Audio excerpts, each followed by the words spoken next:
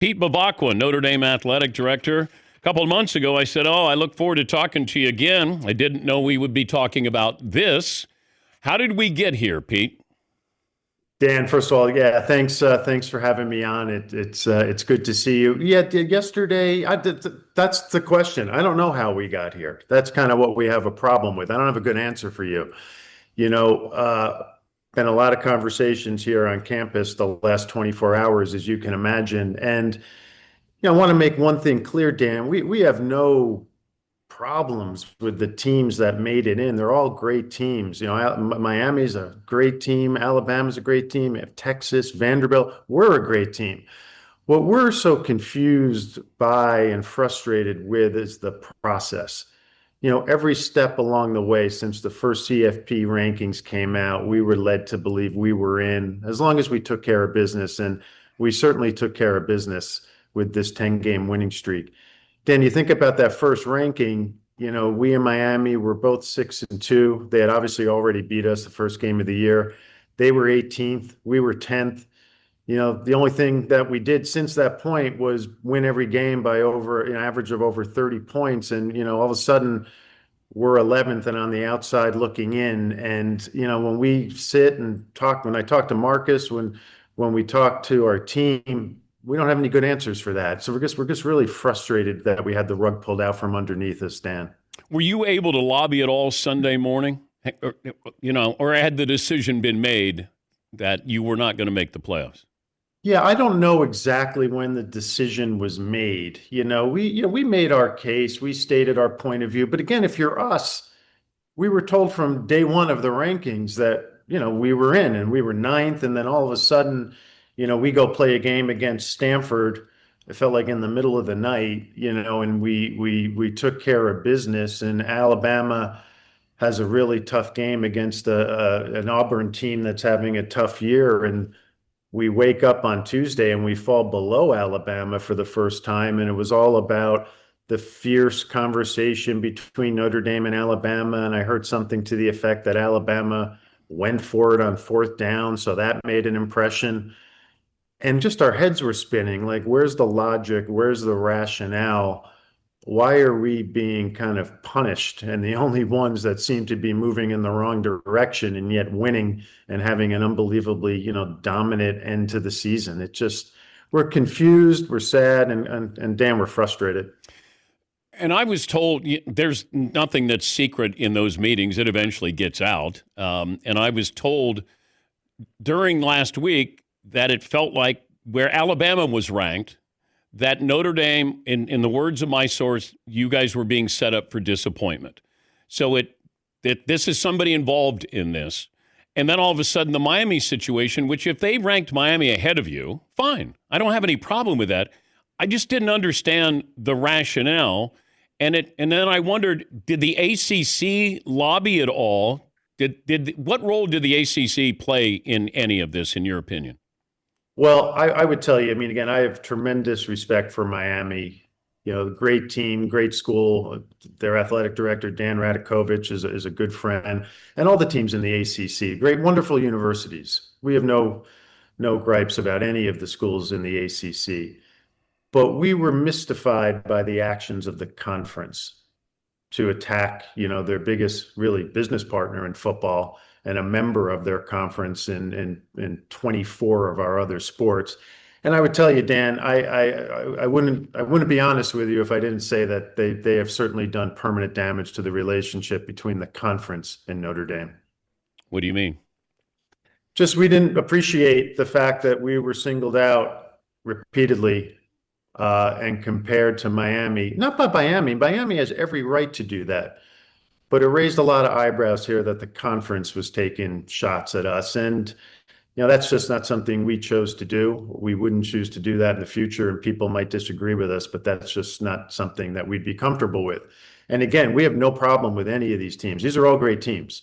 You look at those teams, Miami, like I said, great season. They beat us. You think about Alabama, nobody's had more success in college football over the last decade than Alabama. But Dan, I mean, you follow this sport so closely. Everybody was saying that we were one of a handful of teams that could win this whole thing. Yeah. And now we have 0% chance. Even Nick Saban, nobody knows more about college football, maybe in the history of the world than Nick Saban.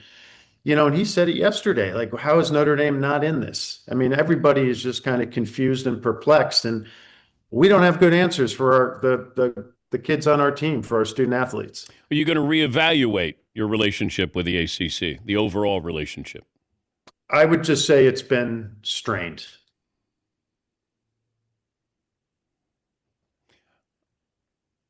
Irreparable? Well, you never say irreparable, but it's opened our eyes, and it caught our attention. But we'll move past this like we are. As we're already focused on next season.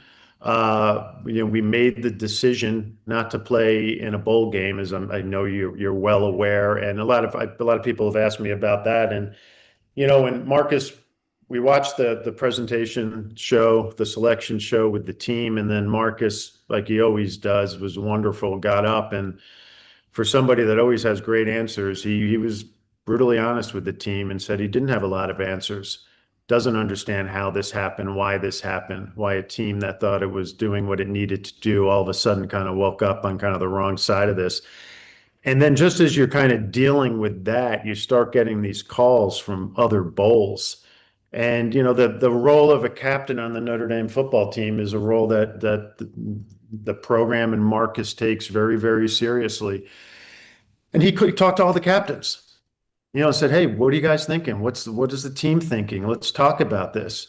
And to a person, the captains and some of the other underclassmen on the team said, "Listen, we are such a close-knit team. We've done so much this season. We overcame those two opening losses. We rallied. We dominated in the last 10 games. We can't imagine taking the field not as that team." And it's reality, Dan. That certain players wouldn't participate in that game. You think about somebody with the future that he has, like a Jeremiah Love, a Jadarian Price, Eli Raridan, Emil Wagner, who's one of the most impressive people I've met in my life, who hopefully after he's done playing football, I hope he runs for president one day. It just wouldn't be the same. And, made the decision that it was time to start thinking about next season, give these student athletes a break. They have exams coming up, and then, really, hopefully they'll go home and spend Christmas and the holidays with their family and friends. Feels like a message being sent as well, Pete. Well, we're not happy, Dan. That's for sure. Help me understand this, though. So are you guaranteed a playoff berth if you're 12 or higher next season? Yeah, I don't want to say too much about the memorandum of understanding, but that's certainly been reported. That's out there. And what you said is accurate. So next year, if you're ranked in the top 12, you're automatically in the playoffs. Correct. Okay. And everybody agreed that, like, this was drawn up by Notre Dame, and then the College Football Playoff Committee said, we'll sign off on that? Well, it was part of the negotiations as we were contemplating the various changes that go into the committee and in preparation for the extension of the ESPN deal. Are we looking at a 16-team field next season?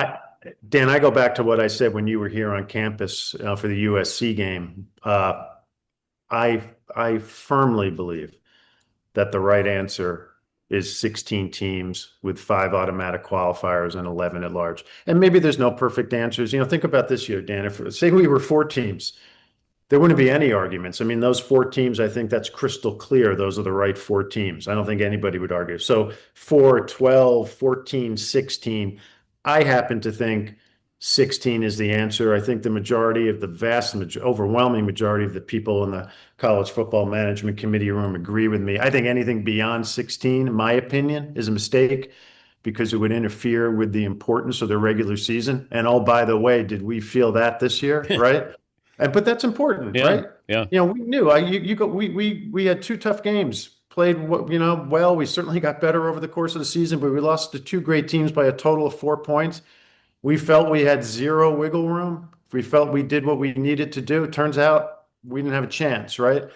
And that's what's so disappointing. But I think 16 teams with the 5-11 format is the way to go, Dan. Pete Bevacqua, Notre Dame athletic director, joining us. But when is this voted on? When is this decided? Or is it already decided? No, it's been a series of conversations for the better part of a year or more. As you saw, it was reported that we have a bit of an extension from when we need to inform ESPN of what the format will be. We'll meet as a group over the national championship weekend. I'm not sure if anything's going to get resolved as it relates to format in that room at that time, but these conversations are ongoing.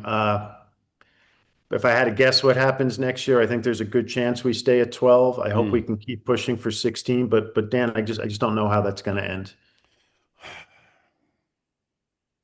College football is at a crossroads, it feels like. But it does take something to make change. So maybe what happened here with Notre Dame brings about change. So it could be a catalyst. Do you see it that way? Well, again, we're frustrated with the process, not the teams. They're all great teams, and it's a bunch of teams. BYU has a great argument. Texas, Vanderbilt, Miami, Alabama, Notre Dame. We all have great arguments.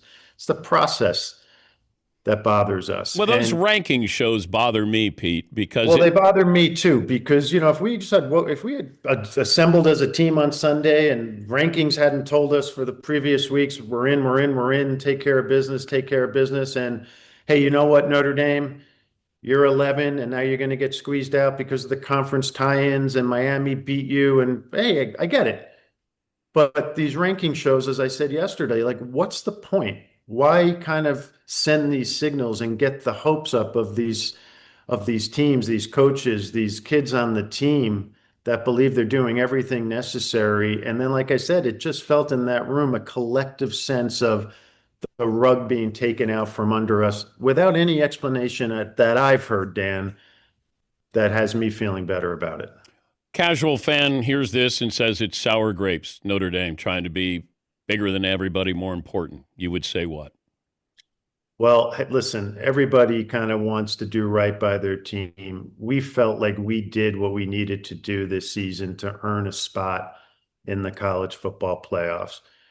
We feel that we have one of the very best teams in the country. I think the majority of people who follow this sport so closely agree.